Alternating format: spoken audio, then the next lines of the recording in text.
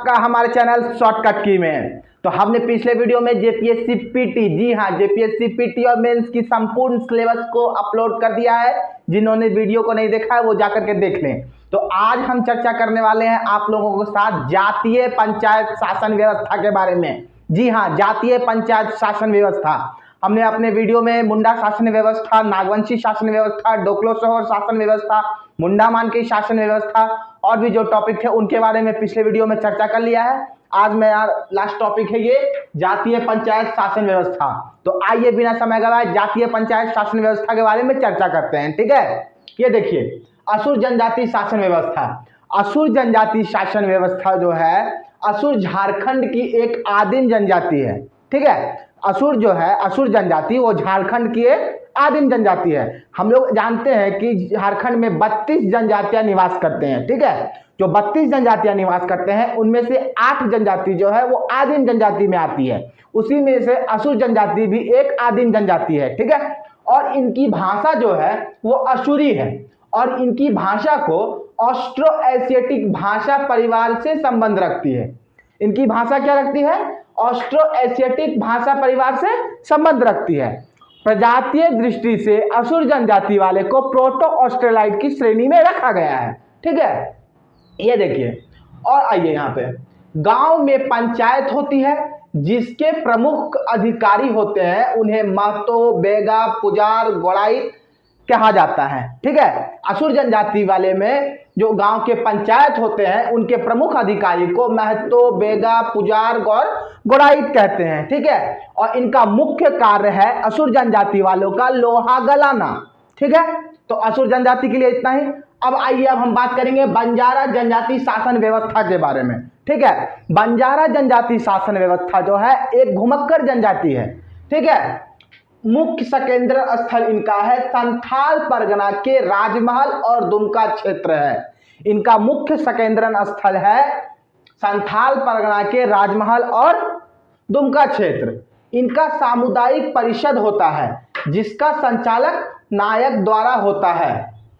ठीक है, इनका जो सामुदायिक परिषद होता है उसका संचालन नायक के द्वारा होता है और नायक का चुनाव बंजारा जनजातियों द्वारा किया जाता है। वो जो नायक का चुनाव होता है वो बंजारा जनजाति के जो लोग होते हैं उन्हीं के द्वारा होता है। ठीक है, और वर्तमान समय में इनके द्वारा बंजारा सेवक संघ की स्थापना की गई है। ओके, बंजारा जनजाति की बात अब हम लोग देखेंगे बथुडी जनजाति शासन व्यवस्था। ठीक है, देखिए बथुडी झारखंड की एक लघु जनजाति है। ठीक है, बथुडी जो है झारखंड की एक लघु जनजाति है। झारखंड में मुख्य निवास स्थल इनका है बथुडी जनजाति का सिंहभूम में। ठीक है, मुख्य निवास स्थल कहाँ है? सिंहभूम में है। अब देखिए बथुडी की परंपरागत पंचायत है जो जातीय संगठन ही है। इसका मुखिया देहरी कहलाता है। ठीक है, इनका मुखिया कौन कहलाता है? देहरी कहलाता है। ठीक है, जो पुरोहित का काम भी करता है और पाहन का यानी कि पंडित का भी कार्य कौन करता है? देहरी ही करता है। और यह पद जो होता है वह वंशागुणत होता है। ठीक है, इनकी अंतरग्राम पंचायत होती है जिसका मुखिया प्रधान कहलाता है। जो अंतरग्राम पंचायत होती है उनका मुखिया कौन कहलाता है? प्रधान कहलाता है। ठीक है, बथुडी जनजाति शासन व्यवस्था हो गया। अब आइए बेदिया जनजाति शासन व्यवस्था में। ठीक है, देखिए समाज को नियंत्रण में रखने के लिए बेदिया में ग्राम स्तर से लेकर पूर्ण समाज स्तर तक संगठन पाए जाते हैं। ठीक है, आगे देखिए ग्राम स्तर पर गांव का मुखिया प्रधान कहलाता है। ग्राम स्तर पर गांव का मुखिया कौन कहलाता है? प्रधान कहलाता है। और कहीं कहीं जो है उन्हें महतो या ओहदार भी कहा जाता है। कहीं कहीं पे महतो और ओहदार भी कहते हैं। किसे? प्रधान को। ठीक है, अब देखिए प्रधान का सहायक कौन होता है? गोणेत कहलाता है। प्रधान का सहायक कौन कहलाता है? गोणेत कहलाता है। गोणेत का क्या कार्य है? हम लोगों ने पिछले वीडियो में पढ़ा भी था कि गोणेत का कार्य होता है किसी सूचना देने का। तो प्रधान को जो सूचना दिया जाता है कि मान लीजिए कोई भी गांव में कोई कार्य हुआ है तो उनका सूचना कौन देता है? प्रधान को गोणेत देता है। ठीक है, और प्रधान के द्वारा भी मान लीजिए कोई सूचना गौणित को दिया जाता है कि गांववासी तक पहुंचा दिया जाए, तो वो भी कार्य गौणित करता है। तो गौणित का मुख्य कार्य क्या हुआ? सूचना पहुंचाने का। ठीक है, अब देखिए, गांव के सामाजिक समस्याओं पर निर्णय देने का सर्वोच्च अधिकार किसे होता है? प्रधान को होता है। ठीक है, सर्वोच्च अधिकार किसे होता है? प्रधान को होता है। कई गांव को मिलाकर प्रधान द्वारा एक सरकार चुना जाता है। कई गांव द्वारा प्रधान द्वारा एक क्या होता है? सरकार चुना जाता है। कई गांव के मिलाकर प्रधान के द्वारा क्या होता है? एक सरकार चुना जाता है जो अंतर्ग्राम विवादों का निराकरण करता है, ठीक है। सबसे बड़े प्रधान को परगनेत कहते हैं। ठीक है, सबसे बड़े प्रधान को क्या कहते हैं? बेदिया जनजाति में परगनेत कहते हैं। और इनका जो पद होता है वो वंशागुणत नहीं होता है। ठीक है, ओके। आइए अब हम लोग देखते हैं बिंझिया जनजाति की शासन व्यवस्था। ठीक है, देखिए, बिंझिया झारखंड की एक अल्पसंख्यक जनजाति है। ठीक है, बिंझिया क्या है? झारखंड की एक अल्पसंख्यक जनजाति है। ठीक है, इसके पंचायत में 2 प्रधान होते हैं। इनके पंचायत में क्या होते हैं? 2 प्रधान होते हैं। कौन कौन? मादी और गद्दी। ठीक है, इन्हें याद रखिएगा। बिंझिया जनजाति के पंचायत में 2 प्रधान होते हैं। कौन कौन? मादी और गद्दी। ठीक है, धार्मिक कार्य कौन करता है? बेगा करता है। धार्मिक कार्य कौन करता है? बेगा करता है। ठीक है, और ये एक इंपॉर्टेंट चीज है कि बिंझिया जनजाति तुलसी के पौधों को पूजनीय मानती है। ये आपसे पूछ सकता है कि तुलसी के पौधों को पूजनीय किस जनजाति में माना जाता है? वैसे तो सभी जाति में तुलसी को पूजता है, लेकिन बिंझिया जनजाति में इनका एक अलग महत्व है। ठीक है, तो इनको याद रखिएगा, बिंझिया जनजाति तुलसी के पौधों को पूजनीय मानती है। ठीक है, अब आइए बिरजिया जनजाति शासन व्यवस्था में। ठीक है, बिरजिया झारखंड की एक लघु आदिम जनजाति है। बिरजिया क्या है? झारखंड की एक लघु आदिम जनजाति है। ठीक है, इन्हें प्रोटो ऑस्ट्रेलाइट की श्रेणी में रखा गया है प्रजातीय दृष्टि से। किसे? बिरजिया जनजाति को। ठीक है, इनका मुख्य पेशा क्या है? मुख्य पेशा है खेती करना। ठीक है, और देखिए, पहाड़ के ऊपर पाट क्षेत्र में स्थानांतरित खेती करते हैं। पहाड़ के ऊपर जो पाट क्षेत्र होता है, समतल क्षेत्र होता है, वहां पर क्या करते हैं? बिरजिया जनजाति वाले लोग खेती करते हैं। ठीक है, अब देखिए, बिरहोर जनजाति की शासन व्यवस्था। बिरहोर जनजाति की शासन व्यवस्था क्या कहती है? देखिए, टांडा इनका सर्वोपरि संगठन है। टांडा इनका क्या है? सर्वोपरि संगठन है। ठीक है, बिरहोर जनजाति में, और इसका एक मुखिया होता है जिसे नाथा कहते हैं। इनके मुखिया को क्या कहते हैं? नाथा कहते हैं। ठीक है, इसका एक सहायक होता है जिसे दिगुआर या कोतवार कहते हैं। उनके सहायक को क्या कहते हैं? दिगुआर या कोतवार। ठीक है, और देखिए, दिगुआर और कोतवार जो है जरूरत पड़ने पर जो है पंचायत को बैठा भी सकते हैं। ठीक है, देखिए, जरूरत पड़ने पर ये दोनों पंचायत बैठाते हैं जिसमें हर परिवार का एक मुखिया भाग लेता है। ठीक है, अब हम लोग चर्चा करेंगे बैगा जनजाति शासन व्यवस्था के बारे में। ठीक है, ध्यान से देखिएगा, बैगा जनजाति शासन व्यवस्था। बैगा जनजाति एक अल्पसंख्यक जनजाति है। ठीक है, जो प्रोटो ऑस्ट्रेलाइट प्रजाति से संबंध रखती है। एक क्या है? अल्पसंख्यक जनजाति है और प्रोटो ऑस्ट्रेलाइट प्रजाति से संबंध रखती है। ठीक है, देखिए, बैगा समाज में गांव के स्तर पर संगठन पाया जाता है। गांव के स्तर पर क्या होता है? बैगा समाज में संगठन पाया जाता है, जिसका मुखिया क्या होता है? मुकद्दम कहलाता है। उनका मुखिया क्या कहलाता है? मुकद्दम कहलाता है। ठीक है, और ये पद जो होता है वह वंशागुणत होता है। क्या होता है? यह पद वंशागुणत होता है। गांव का धार्मिक प्रधान अथवा पुजारी भी होता है। कौन? जो मुकद्दम होता है वो गांव का धार्मिक प्रधान अथवा पुजारी भी वही होता है। ठीक है, देखिए, मुखिया का सहायक को सयाना एवं सिखे होते हैं। मुखिया के जो सहायक होते हैं उन्हें सयाना एवं सिखे कहा जाता है। ठीक है, अब देखिए, इनका संदेशवाहक भी होता है जिसे क्या कहते हैं? जिसे चारीदार कहते हैं। संदेशवाहक को क्या कहते हैं? चारीदार कहते हैं। ठीक है, अब देखिए, भूमि जनजाति, आप देखिए, आइए भूमि जनजाति शासन व्यवस्था में। ठीक है, भूमि जनजाति शासन व्यवस्था, यह एक ऐसी जनजाति है जिसे जनजाति का हिंदू संस्करण कहा जाता है। यह एक ऐसी जनजाति है जिसे जनजाति का हिंदू संस्करण कहा जाता है। ठीक है, देखिए, घने जंगलों में रहने वाले भूमिज को एक समय में चुहाड़ उपनाम दिया गया था। क्या उपनाम दिया गया था? चुहाड़ उपनाम दिया गया था। ठीक है, ये इंपॉर्टेंट चीज है, याद रखिएगा। अब देखिए, भूमिज की अपनी जातीय पंचायत होती है। इनकी क्या होती है? अपनी जातीय पंचायत होती है। ठीक है, इसका मुखिया प्रधान कहलाता है। मुखिया क्या कहलाता है? प्रधान कहलाता है। और यह पद जो होता है वंशागुणत होता है। यह पद भी क्या होता है? वंशागुणत होता है। ठीक है। भूमि जनजाति को धनबाद के सरदार के नाम से भी जाना जाता है। भूमि जनजाति को क्या कहा जाता है?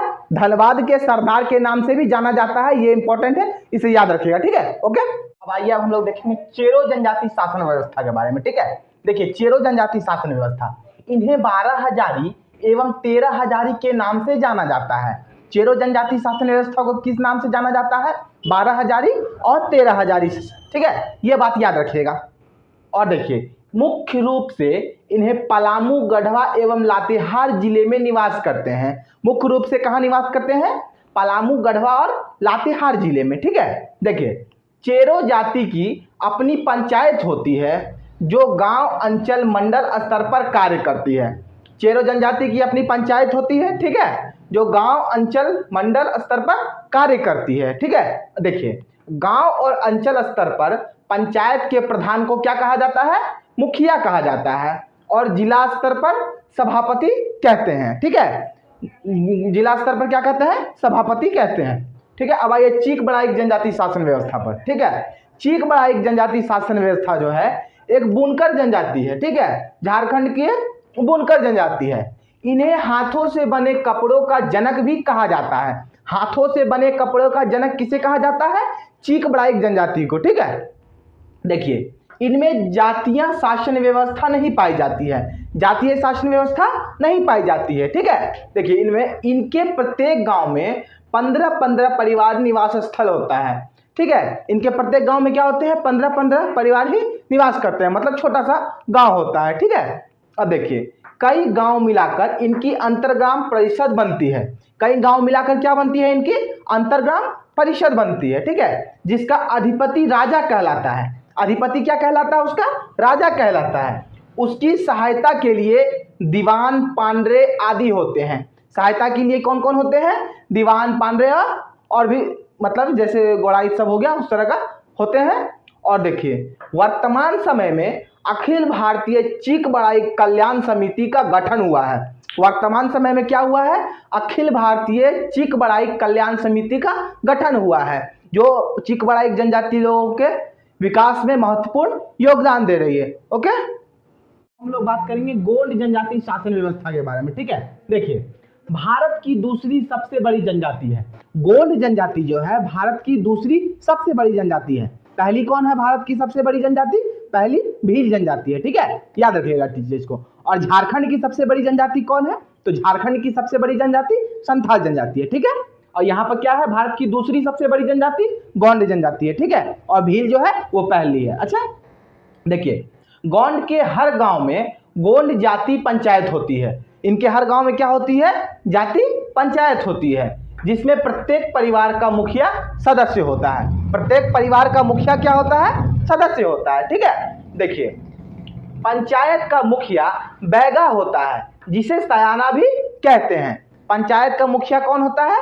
बैगा होता है, जिसे सयाना भी कहते हैं। ठीक है, देखिए गोड़ाइत जनजाति शासन व्यवस्था। गोड़ाइत जो है वो मिले जुले गांव में छिटपुट रूप से बसे हुए हैं। जो मिले जुले गांव में क्या है? छिटपुट रूप से, मैंने थोड़ा थोड़ा करके बसे हुए हैं, इसलिए इनका जो है कोई अपना संगठित पंचायत नहीं है। ठीक है, देखिए और इनकी मेन बात है कि संपत्ति में पुत्री का अधिकार नहीं होता है। इनमें ज्यादा कुछ नहीं है। इनकी संपत्ति में जो होता है कि पुत्री का अधिकार नहीं होता है। ठीक है, गोड़ाई जनजाति शासन व्यवस्था में। अब देखिए करमाली जनजाति शासन व्यवस्था। ठीक है, देखिए ग्राम स्तर पर पंचायत का मुखिया मालिक कहलाता है। ग्राम स्तर पर पंचायत का मुखिया कौन कहलाता है? मालिक कहलाता है। ठीक है, और यह पद जो होता है वह वंशागुणत होता है। इनका पद क्या होता है? वंशागुणत होता है। ठीक है, और जटिल समस्याओं को सुलझाने के लिए परगना स्तर पर सत गवैया बैठती है। ठीक है, जटिल समस्याओं माने कोई ज्यादा बड़ी समस्या हो जाएगी तो उन्हें सुलझाने के लिए जो है परगना स्तर पर क्या बैठती है? सत गवैया बैठती है। ठीक है, ये अंतर्ग्रामीण मामलों का निष्पादन भी करती है। ठीक है, इसके प्रधान को परगना मालिक कहते हैं। इनके प्रधान को क्या कहते हैं? परगना मालिक कहते हैं। शिखर स्तर पर 22 पंचायत होती है। शिखर स्तर पर क्या होती है? 22 पंचायत होती है। ठीक है, इसमें 17 से 22 गांव शामिल होते हैं। 17 से 22 गांव शामिल होते हैं और इसके मुख्य प्रमुख व्यक्ति को, मतलब जो इसके प्रमुख होते हैं उन्हें क्या कहा जाता है, तो मुख्य मालिक कहा जाता है। ओके, तो हम लोग बात करेंगे कंवर जनजाति शासन व्यवस्था के बारे में। ठीक है, देखिए अपने समाज के संचालन और नियंत्रण के लिए कंवर के बीच परंपरागत जाति पंचायत होती है।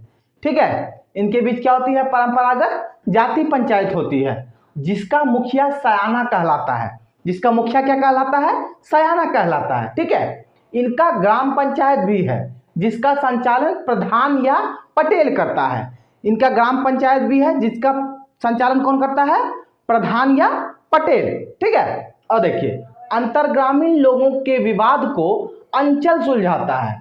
अंतरग्रामीण लोगों के विवाद को कौन सुलझाता है, अंचल सुलझाता है। और कई अंचल मिलकर एक केंद्रीय संगठन बनता है, मतलब बहुत सारे अंचल मिलते हैं तो केंद्रीय संगठन बनता है। ठीक है, अब देखिए खरवार जनजाति शासन व्यवस्था के बारे में। यह एक लड़ाकू जनजाति के रूप में जानी जाती है। खरवार जनजाति जो है एक लड़ाका जनजाति के रूप में जानी जाती है और इसे पलामू और लातेहार में 18 हजारी के नाम से भी जाना जाता है। ठीक है, खरवार जनजाति के जो शासन व्यवस्था है, खरवार जनजाति के जो लोग हैं उन्हें पलामू और लातेहार में 18 हजारी के नाम से भी जाना जाता है। ठीक है, देखिए इनकी अंतरग्रामीण पंचायत भी होती है जिसे चट्टी पट्टी पचौड़ा या सतोड़ा कहते हैं। अंतरग्रामीण पंचायत होती है जिसे चट्टी पट्टी पचौड़ा या सतोड़ा कहते हैं। ठीक है, देखिए 4 गांव की पंचायत को चट्टी और 5 गांव की पंचायत को पचौड़ा और 7 गांव की पंचायत को सतोड़ा कहते हैं। ठीक है, अब आइए यहाँ खोंड जनजाति शासन व्यवस्था में। देखिए प्राचीन काल में खोंडों का पारंपरिक ग्राम संगठन बहुत मजबूत था। प्राचीन काल में जो था इनका जो संगठन था बहुत मजबूत था। उसका मुखिया गोटिया कहलाता था। मुखिया कौन कहलाता था, गोटिया कहलाता था। ठीक है, देखिए गोटिया इनके सारे विवादों का निराकरण करता था। तो इनके सारे जो विवाद होते थे, झगड़े उगड़े होते थे, उसका निराकरण कौन करता था, गोटिया करता था। ठीक है, इस सब में उतना कोई ज्यादा पढ़ने के नहीं है। ठीक है, इससे थोड़ा थोड़ा पॉइंट है, उसको ध्यान में रखिएगा। देखिए किसान जनजाति शासन व्यवस्था। ठीक है, इनका देखिए ग्राम पंचायत पाई जाती है। इनकी जो व्यवस्था है किसान जनजाति शासन व्यवस्था, उसमें ग्राम पंचायत पाई जाती है। ठीक है, लगभग 1 दर्जन गांव मिलकर परगना पंचायत का निर्माण होता है। लगभग 1 दर्जन गांव मिलता है तो क्या होता है, परगना पंचायत का निर्माण होता है। ठीक है, महतो और सरदार या कोतवाल कह लीजिए, सरदार को कोतवाल भी कह सकते हैं। ठीक है, महतो या सरदार पंचायत अधिकारी होते हैं। उनके पंचायत के अधिकारी कौन होते हैं, महतो और सरदार। ओके, अब हम लोग देखेंगे कोल जनजाति शासन व्यवस्था के बारे में। ठीक है, आइए देखिए झारखंड की 32वीं जनजाति के रूप में 2003 में मान्यता मिली थी। ये क्वेश्चन आप लोगों से पूछ सकता है कि झारखंड के 32वीं जनजाति के रूप में 2003 में किसे मान्यता मिली थी, तो कोल जनजाति को मान्यता मिली थी। ठीक है, इनमें बी रक्त समूह की अधिकता पाई जाती है। कौन सी ब्लड ग्रुप पाई जाती है बोलेगा, इसमें पूछेगा तो बी रक्त की, बी ब्लड ग्रुप। ठीक है, ये बात को ध्यान में रखिएगा। ये देखिए ये सरना धर्म के अनुयायी हैं तथा सिंहबोंगा को सर्वशक्तिमान देवता मानते हैं। ठीक है, सरना धर्म के अनुयायी हैं और सिंहबोंगा को जो है सर्वशक्तिमान देवता मानते हैं। ठीक है, देखिए इनमें परंपरागत पंचायत प्रचलित है जिसका मुखिया मांझी होता है। इनका जो परंपरागत पंचायत है उसका मुखिया कौन होता है, मांझी होता है। ठीक है, अब आइए कोरा जनजाति शासन व्यवस्था में। देखिए कोरा की एक परंपरागत ग्राम पंचायत होती है। ठीक है, कोरा की परंपरागत ग्राम पंचायत होती है जिसका मुखिया महतो कहलाता है। इनका मुखिया क्या कहलाता है, महतो कहलाता है। ठीक है, महतो की सहायता के लिए प्रामाणिक और जोगमांझी होते हैं। महतो की सहायता के लिए कौन होते हैं, प्रामाणिक और जोगमांझी होते हैं। ठीक है, परंपरागत पंचायत के प्रायः सभी पद जो होते हैं वंशागुणत होते हैं। उनके भी पद सब क्या होते हैं, वंशागुणत होते हैं। किन में, कोरा जनजाति शासन व्यवस्था में। ठीक है, अब आइए कोरबा जनजाति शासन व्यवस्था। देखिए इनकी अपनी परंपरागत जाति पंचायत होती है जिसका मुखिया कौन होता है, प्रधान होता है।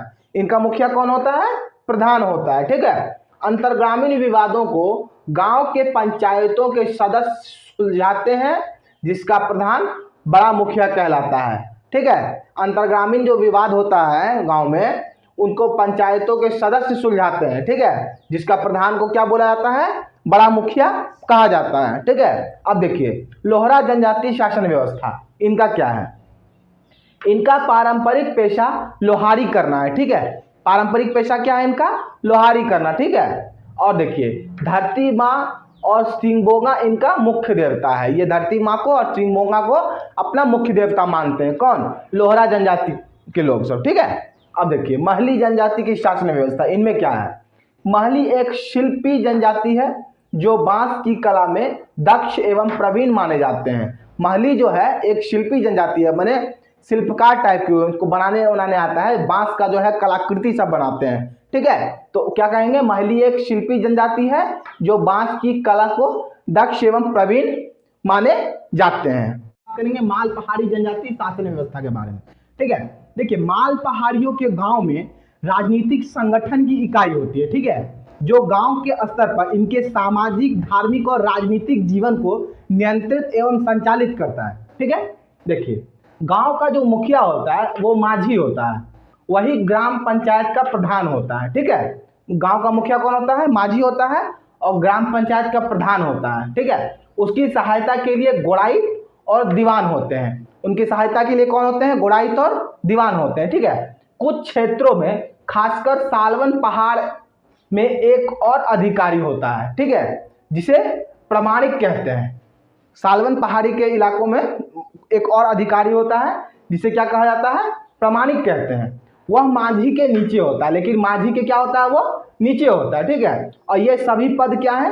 वंशागुणत होते हैं। ठीक है, ये सब जो पद हैं वो वंशागुणत हैं। ठीक है, देखिए अंतरग्राम झगड़े और विवादों को सुलझाने के लिए कई गांव को मिलाकर एक बड़ा संगठन बनता है। ठीक है, जिसका मुखिया सरदार कहलाता है। मतलब अंतरग्रामीण झगड़े जब होंगे, गांव के बीच के झगड़े, उनके विवादों को सुलझाने के लिए कई गांव को मिलाकर क्या बनता है? एक संगठन बनता है जिसका मुखिया सरदार कहलाता है। ठीक है, अब आइए परिहिया जनजाति शासन व्यवस्था में। देखिए परिहिया झारखंड की एक अल्पसंख्यक आदिम जनजाति है। परिहिया क्या है? झारखंड की एक अल्पसंख्यक आदिम जनजाति है। ठीक है, परिहिया गांव के संचालन में खूंट की विशेष भूमिका होती है। हर गांव में इनकी जाति पंचायत होती है जिसे भैयारी या जाति गोठ कहते हैं। ठीक है, क्या कहते हैं इनकी जाति पंचायत को?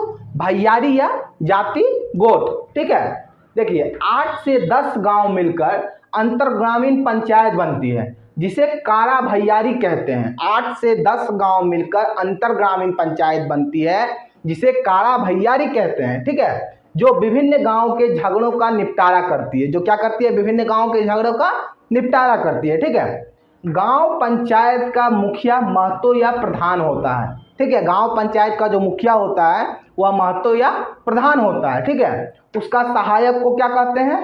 कहतो या खतो। उनके सहायक को कहतो या खतो कहते हैं। ठीक है, अब देखिए सोरिया पहाड़ी जनजाति शासन व्यवस्था के बारे में। सोरिया जनजाति का राजनीतिक जीवन बहुत लोकतांत्रिक है। ठीक है, गांव का प्रबंधन कौन होता है? माझी होता है। ठीक है, गांव का प्रबंधन कौन करता है? माझी करता है।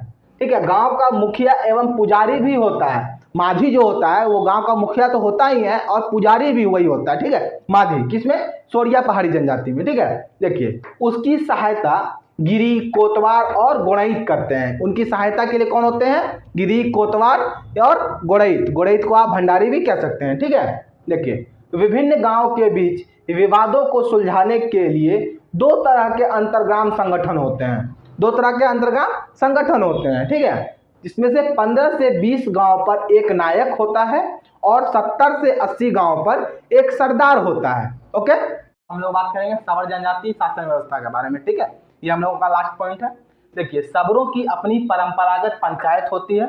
इनकी अपनी क्या होती है? परंपरागत पंचायत होती है, जिसका प्रमुख प्रधान कहलाता है। इनका प्रमुख क्या कहलाता है? प्रधान कहलाता है। ठीक है, उसकी सहायता के लिए गोड़ाइत होते हैं। उनकी सहायता के लिए कौन होते हैं? गोड़ाइत होते हैं। जैसा कि आप लोग जानते होंगे कि गोड़ाइत को क्या कहा जाता है? संदेशवाहक के नाम से भी जाना जाता है, मतलब सूचना देने का कार्य करता है। ठीक है, जो संदेशवाहक का कार्य करता है। ये सभी पद क्या होते हैं? वंशागुणत होते हैं। ये पद सब क्या होते हैं? वंशागुणत होते हैं। ठीक है, तो दोस्तों मैंने आज जातीय पंचायत शासन व्यवस्था कंप्लीट करा दिया आप लोगों को। तो यदि ये सेशन आपको अच्छा लगा हो तो आप लोग अपना सपोर्ट दिखाइए, और आगे भी मैं इसी तरह से आपके लिए वीडियो बनाता रहूँगा। और ये सेशन थोड़ा सा ज़्यादा बड़ा हो गया होगा, लेकिन इसमें बहुत सारे जनजातीय पंचायत शासन व्यवस्था के बारे में जानना था, तो वो मैंने जान लिया। ठीक है, यदि आपको वीडियो अच्छा लगा हो तो लाइक सब्सक्राइब करके अपना सपोर्ट दिखाएं। धन्यवाद।